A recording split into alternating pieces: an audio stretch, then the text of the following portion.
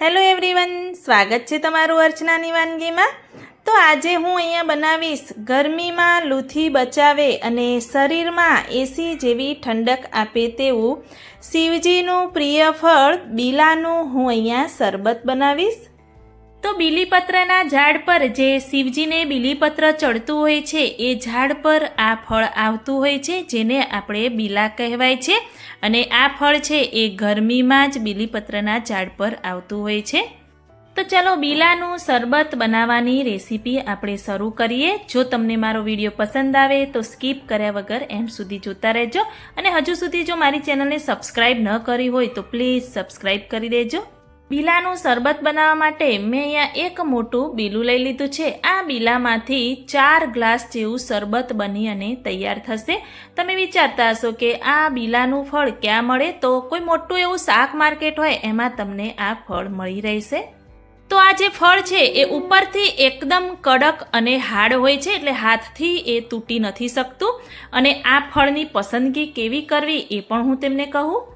તો ઉપરથી પીળાશ પડતો ભાગ હોય અને પાકી ગયું હોય એવું જ આપણે ફળ લેવાનું। જો ઉપરથી લીલા કલરનું હોય અને કાચું હોય તો તમે ઘરે 2 દિવસ રાખશો તો પણ પાકી જશે। તો મેં તમને કહ્યું કે ઉપરથી કડક ભાગ હોય છે, એટલે આપણે આ રીતે મેં ખલનો જે દસ્તો હોય છે એ લઈ અને ઉપરથી થોડું તમે મારશો એટલે કડક ભાગ હોય છે એટલે તરત જ આ રીતે તૂટી જશે। તો આ રીતે ધીરે ધીરે આપણે થોડું એવું પ્રેસ કરી અને આ રીતે તોડશો એટલે બીલાનું જે આ ફળ છે એકદમ સરસ રીતે આ રીતે તૂટી જશે, અને તમે જોઈ શકો છો કે અંદરથી સરસ એવું આ ફળ પાકેલું છે। તો આ રીતે અંદરથી સરસ એવો કેસરી કલર હોય એટલે ફળ આપણું પરફેક્ટ એવું પાકેલું છે। અને અંદરનો જે ભાગ છે એ પલ્પ છે એકદમ સોફ્ટ હોય છે અને ઉપરથી એકદમ કડક હોય છે। તો આ ફળનો જે પલ્પ છે એ બધો જ આપણે પહેલાં તો બાઉલમાં લઈ લઈશું। તો આ જે ફળ છે એ ઉનાળામાં ગરમીમાં આવતું હોય છે, એટલે પેટની ઘણી એવી તકલીફો કે કફની તકલીફ હોય તો એના માટે ઔષધીય રૂપે કામ કરતું હોય છે। અને ગરમીમાં લૂથી પણ બચાવે છે। પેટમાં જો બળતરા થતી હોય તો એનાથી પણ ખૂબ જ એવી ઠંડક આપે છે। તમે રેગ્યુલર પીશો તો તમારી ઘણી એવી પેટની તકલીફો પણ દૂર થતી હોય છે। અંદરનો ભાગ એકદમ સોફ્ટ હોય છે, એટલે આ રીતે ચમચીની મદદથી નીકાળશો એટલે એકદમ ઝટપટ એવું નીકળી અને તૈયાર થઈ જશે। અને આનો ટેસ્ટ હોય છે એ મીઠો એવો હોય છે અને અંદર થોડો એવો બિયાનો ભાગ પણ હોય છે। તો તમે જોઈ શકો છો કે મેં આખા બીલાનો જે પલ્પ છે એ બધો જ નીકાળીને આ રીતે બાઉલમાં લઈ લીધો છે। તો આ રીતે થોડું એવું આપણે ફેલાવી દઈશું। બધો જ પલ્પ આ રીતે ફેલાવી અને અંદર આપણે પાણી એડ કરવાનું છે। તો હું અહીંયા અત્યારે 2 ગ્લાસ પાણી અંદર એડ કરી દઈશ। ઠંડુ એવું પાણી એડ કરવાનું, એટલે ઠંડો આપણો શરબત બને। પાણી એડ કરી અને આ રીતે ચમચાની મદદથી બધું જ આ રીતે પ્રેસ કરીશું એટલે બધું પલ્પ છે એ પાણીમાં સરસ એવો મિક્સ થઈ જાય। હું અહીંયા ચમચાની મદદથી કરું છું, તમે મેસરની મદદથી પણ કરી શકો છો અને હાથની મદદથી પણ તમે કરી શકો છો। અંદર થોડો એવો બિયાનો ભાગ આવે છે એ બધો જ અંદર છૂટો પડી જશે। તમે વિચારતા હશો કે અર્ચનાબેન આ રીતે કેમ કરે છે? મિક્સરમાં ક્રશ કરી દીધું હોય તો ઝટપટ એવું બની જાય, પરંતુ ના, અંદર બિયાનો ભાગ આવે છે એ બધું જો તમે અંદર ક્રશ કરશો તો શરબત છે એ આપણું કડવું બને છે। એટલે આ રીતે હાથ વડે જ આપણે મેશ કરવાનું। સરસ એવું મેશ થઈ જાય એટલે એને પહેલાં તો કાણાવાળા જારમાં આપણે ગાળી દઈશું। કાણાવાળા જારમાં આ રીતે લઈ ચમચાની મદદથી ફરીથી બધું જ પ્રેસ કરવાનું, એટલે બધો જ શરબત આ રીતે નીકળી જાય। અને ઉપર જે કૂચાનો ભાગ રહી જાય એને પણ ફરીથી આપણે વેસ્ટમાંથી બેસ્ટ બનાવવાનું છે।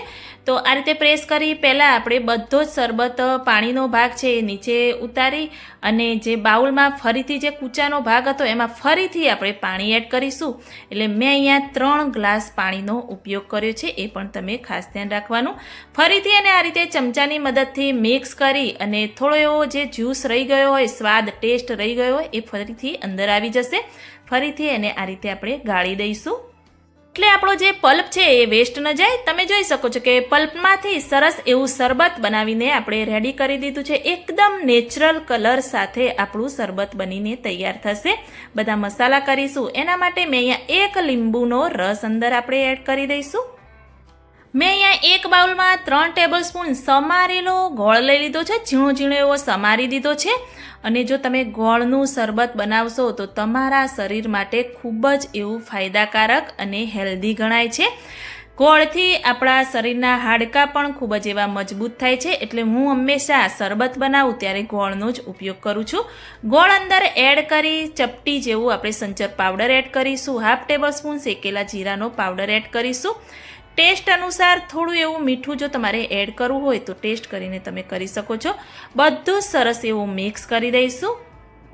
જો તમે સાકર કે ખાંડનો પણ ઉપયોગ કરવા માંગતા હોય તો એ પણ ચાલે, પરંતુ હું અહીંયા રેગ્યુલર ગોળ વાપરું છું એટલે મેં અહીંયા ગોળનો ઉપયોગ કર્યો છે. તો સરસ એવું આપણું શરબત ટેસ્ટી એવું અને હેલ્ધી પણ એવું બનીને તૈયાર થઈ ગયું છે.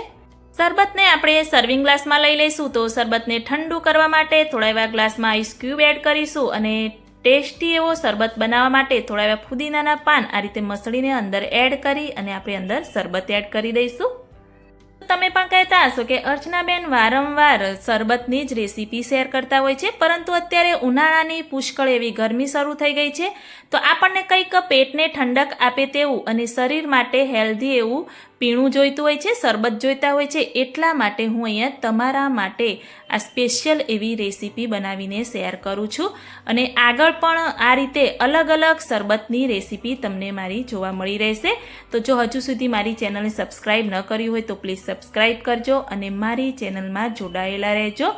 જો તમને મારી આ રેસીપી સારી લાગી હોય તો એકવાર ઘરે બનાવીને ચોક્કસથી ટ્રાય કરજો અને મને કમેન્ટમાં જરૂરથી બતાવજો કે મારી આ રેસીપી તમને કેવી લાગી. જો સારી લાગી હોય તો મારી ચેનલને લાઈક, શેર, કમેન્ટ કરજો. મળીએ કોઈ એક નવા વિડીયો સાથે, નવી માહિતી સાથે. ત્યાં સુધી બાય બાય.